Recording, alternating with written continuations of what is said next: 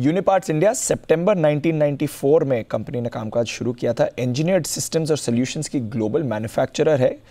Agree और construction industries, forestry और mining में ऑफ हाईवे मार्केट के लिए सिस्टम्स और कंपोनेंट्स की दिग्गज सप्लायर है ये कंपनी। ग्लोबली अगर आप बात करें तो 3PL यानी कि 3 पॉइंट लिंकेज सिस्टम और साथ ही PMP precision machine parts products की दिग्गज मैन्युफैक्चरर। इनफैक्ट ग्लोबल मार्केट में 3PL में इनकी करीब 17% मार्केट शेयर है और PMP में भी 6% का इनका मार्केट शेयर है। तो बड़ी कंपनी है, नीश प्लेयर है इस स्पेस में, बट वहाँ पर एक बड़ा सप्लायर है। IPO की मैं आपको डिटेल्स दे दूँ। कल से 2 दिसंबर तक खुली रहेगी IPO। प्राइस बैंड 548 से 577, 835 करोड़ रुपए का इशू है। पूरा इशू OFS है, ऑफर फॉर सेल। प्रमोटर्स की तरफ से शेयर सेल हो रहा है। जुड़ रहे हैं हमारे साथ कंपनी के चेयरमैन एंड मैनेजिंग डायरेक्टर, साथ ही कंपनी के प्रमोटर गुरदीप सोनी साहब। बिट्स पिलानी राजस्थान से सर ने मैनेजमेंट स्टडीज़ में मास्टर्स की है। 4 दशक से ज़्यादा का एक्सपीरियंस है इस स्पेस में और यूनिपार्ट्स ग्रुप से भी अलग अलग भूमिका में 27 साल का अनुभव है सर का। सोनी साहब, बहुत बहुत शुक्रिया आज जी बिज़नेस के साथ बातचीत करने के लिए। आपकी IPO पर आपसे बात करनी है। ज़रा एक बार यूनिपार्ट्स इंडिया का बिजनेस समझाएं सर। आपका बिजनेस मॉडल क्या है, एग्जैक्टली क्या करती है कंपनी? बहुत बहुत मेहरबानी आपकी, आपने मुझे मौका दिया अपने दर्शकों से बात करने के लिए। हाँ, यूनिपार्ट्स इंडिया जैसे आपने बताया ये ऑफ हाईवे है, ऑन हाईवे नहीं है। दैट मीन्स ये ऑटोमोटिव नहीं है, नॉन ऑटोमोटिव में है। कंस्ट्रक्शन मशीनरी और एग्रीकल्चरल मशीनरी के कंपोनेंट्स बनाती है। हमारा जो यूनिपार्ट्स का जो सेल्स है वो 83% एक्सपोर्ट है और सिर्फ 14% के करीब ही इंडिया के अंदर है। हमारी 6 मैन्युफैक्चरिंग लोकेशंस हैं, एक USA में है और 5 इंडिया में है।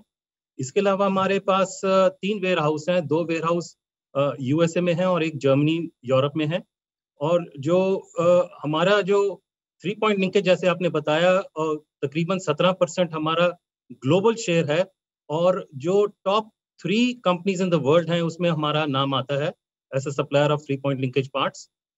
इसके अलावा मैं आपको ये बता दूं कि 3 पॉइंट लिंकेज के अंदर जो दुनिया की 10 सबसे बड़ी कंपनियां हैं जो एग्रीकल्चरल मशीनरी बनाती हैं, वो सब 10 की 10 यूनिपार्ट्स इंडिया के कस्टमर हैं। तो हमारी रीच काफ़ी अच्छी है और USA, यूरोप, जापान, इंडिया हर जगह हमारा जो है वो सेल्स होती हैं। हमारा OEM जो है वो तकरीबन 83% है और बैलेंस हमारा आफ्टर मार्केट का सेल है। इसी प्रकार से जो कंस्ट्रक्शन मशीनरी है उसमें हम जो दुनिया की टॉप 10 कंपनीज हैं आउटसाइड ऑफ चाइना, क्योंकि हम चाइना से कोई काम नहीं करते हैं, ना हमारा कोई प्लान है चाइना से काम करने का, लेकिन जो outside of China top 10 companies हैं उसमें से 5 हमारे कस्टमर्स हैं। और जब मैं ये कहता हूँ ये कस्टमर्स हैं तो इवन इन एग्रीकल्चरल मशीनरी और कंस्ट्रक्शन मशीनरी दोनों में जो टॉप वर्ल्ड की कंपनीज हैं वो सारी हमारी कस्टमर हैं। ओके, तो हमारा जो यूनिट USA में है वो तकरीबन 13% माल टॉप लाइन के लिए बनाता है और बैलेंस 87% जो है वो इंडिया की मैन्युफैक्चरिंग में होता है।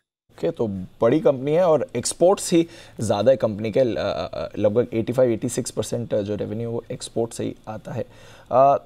तो आप मशीन नहीं बनाते सर, आप इन मशीन्स के लिए पार्ट्स बनाते हैं, राइट सर? बिल्कुल आपने सही कहा। जो 3 पॉइंट लिंकेज है मैं आपको समझा दूं कि ये ट्रैक्टर के पीछे एक सिस्टम होता है जिससे कि जो किसान होता है वो अपने इम्प्लीमेंट को ट्रैक्टर के साथ अटैच करता है। तो ये एक अटैचमेंट सिस्टम है, लेकिन ये जो ट्रैक्टर बनाने वाली कंपनियां हैं ये हमसे खरीदती हैं, क्योंकि ट्रैक्टर जब लाइन से रोल करता है तो 3 पॉइंट लिंकेज के साथ रोल करता है। तो हमारे कस्टमर्स जो हैं वो OEMs ही हैं। इसी प्रकार से जो कंस्ट्रक्शन मशीनरी में है, एक्चुअली जिस एरिया में हम काम करते हैं स्पेसिफिकली उसको आर्टिकुलेशन जॉइंट्स बोलते हैं। तो जैसे कि हर कंस्ट्रक्शन मशीनरी का जैसे front loader, back loader, excavators जो मशीनें हैं उनका जो आर्म होता है, तो जहाँ पे वो आर्म की मूवमेंट होती है वहाँ पे एक स्पेशल आर्टिकुलेशन जॉइंट्स लगते हैं। तो वो चीज़ है पर्टिकुलरली जो हम उसमें एक्सेल करते हैं। Understood sir. तो चलिए, एक्सपोर्ट मार्केट तो आपकी बड़ी है, ग्लोबली भी आपका प्रोडक्शन है। आगे का आउटलुक क्या बन रहा है सर? क्योंकि ये जो अगर आपकी इतनी बड़ी एक्सपोर्ट डिपेंडेंसी है और अब दुनिया भर में स्लो डाउन की बात हो रही है, US, यूरोप इंक्लूडेड, चाइना में भी आजकल प्रॉब्लम्स चल रही हैं, तो उसका इम्पैक्ट क्या होगा?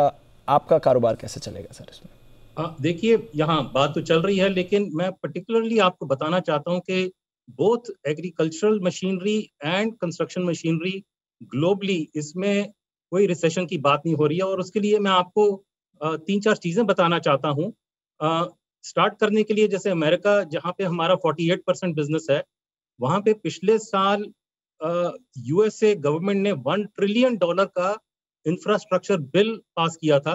तो यानी कि ऑलरेडी शुरू हो गया हुआ है और अगले 4-5 साल में $1 ट्रिलियन का खर्चा यूएसए गवर्नमेंट कर रही है इंफ्रास्ट्रक्चर बिल करने के लिए।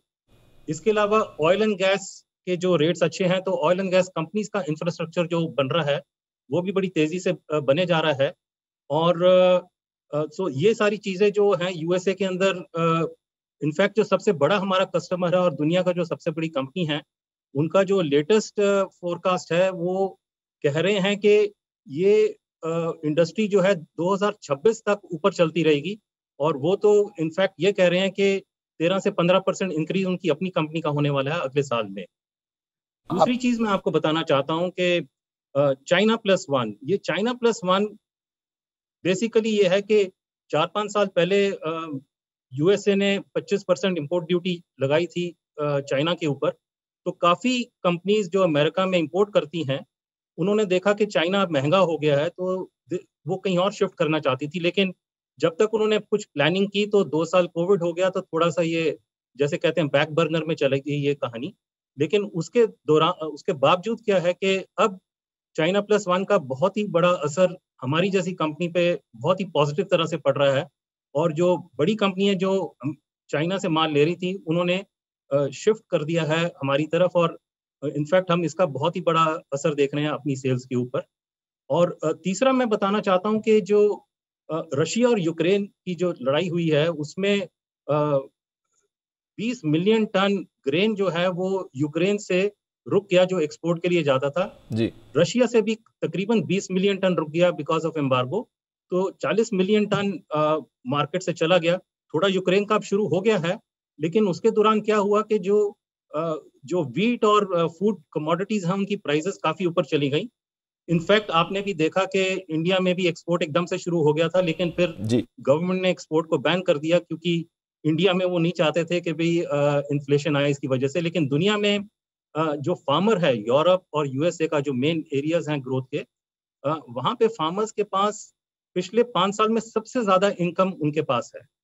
एक तो फार्मर के पास इनकम ज्यादा है, दूसरा कोविड के दौरान 2 साल में वो जो नॉर्मल मशीनरी रिप्लेसमेंट हर साल चलता था, वो तकरीबन 1 साल पीछे हो गया है। तो इसलिए पेंट अप डिमांड काफी मशीनरी में आ गई है। इनफैक्ट जो बड़ी कंपनियां हैं यूएसए की और यूरोप की, वो तो ये बता रही हैं कि डीलर्स के पास जो है वो स्टॉक भी बिल्कुल नहीं है, और कई मशीनों के ऊपर 3 से 6 महीने की वेट चल रही है।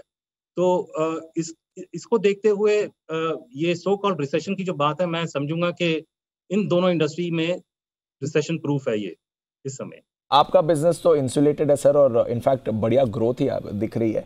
एक दो सवाल और थे सर। एक तो आपके इशू को लेकर पूरा का पूरा ऑफर फॉर सेल है प्रमोटर्स की तरफ से बिकवाली हो रही है, तो सिर्फ ऑफर फॉर सेल क्यों? बिजनेस के एक्सपेंशन के लिए कुछ नहीं चाहिए? इस समय क्या स्थिति है उसकी सर? बड़ा अच्छा सवाल किया आपने। देखिए, जो ऑफर फॉर सेल है उसमें हमारे पास एक प्राइवेट इक्विटी कंपनी है जो निकल रही है। उनका 20.68% जो शेयर है पूरा का पूरा वो निकल रहे हैं। इसके अलावा मेरे पास कुछ छोटे शेयर होल्डर्स हैं जो अमेरिकन हैं। जब हमने अपनी यूएसए मैन्युफैक्चरिंग कंपनी खरीदी थी, तो उस समय उनके पास स्टॉक ऑप्शन थे। तो अब वो सारे के सारे 14 के 14 जो हैं वो रिटायर हो गए हैं, और उनका टोटल अबाउट 1.8% उनका स्टॉक है वो निकल रहा है। और जो प्रोमोटर हैं उनका तकरीबन 9% के करीब ही निकल रहा है, क्योंकि एक वो बैंकर्स ने हमने कहा कि भाई एक साइजेबल इशू बनाना है, तो इसलिए हमने किया। लेकिन मैं कंपनी के बारे में आपको बताना चाहता हूँ कि कंपनी बहुत ही फाइनेंशियली स्ट्रांग है, उसके रिजल्ट्स बहुत ही अच्छे हैं। पिछले साल इनफैक्ट जो हमारा रेवेन्यू है वो 1227 करोड़ है।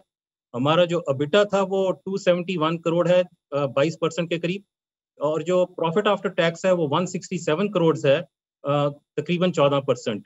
और जो सबसे बड़ी बात है, जो ROCE है कंपनी का वो 31% है, एंड ROE जो है वो 26.8% है। और कंपनी जो पिछले 3 साल 3 महीने में उन्होंने 4024 करोड़ का फ्री कैश जनरेट किया है, जिससे जो कंपनी का डेट था 4 साल पहले करीब 250 करोड़ का, वो आज की डेट में 60 करोड़ से भी नीचे आ गया है। तो कंपनी बहुत ही कैश रिच है। इनफैक्ट मैं तो आपको 3 नंबर देना चाहता हूं कि EBITDA 22% की कंपनी, प्रॉफिट आफ्टर टैक्स 14% की, और फ्री कैश 7% है। ये फ्री कैश है अब कैपेक्स और वर्किंग कैपिटल की जरूरत करने के बाद। तो और कंपनी ने ये गोल किया है कि फ्री कैश में से 25% डिविडेंड देगी। इनफैक्ट पिछले साल भी डिविडेंड दिया है, और subject to approval of the board of directors आगे भी चल के 25% डिविडेंड देगी। तो 7% जो फ्री कैश है उसमें से आधा डिविडेंड में निकल जाएगा, और बाकी आधा जो है वो अभी भी अवेलेबल है। कल को अगर हम प्लान कर रहे हैं फॉर इनऑर्गेनिक ग्रोथ, तो उसके लिए भी हमारे पास पूंजी है। तो इसलिए कंपनी को फ्रेश मनी की जरूरत नहीं है इस समय।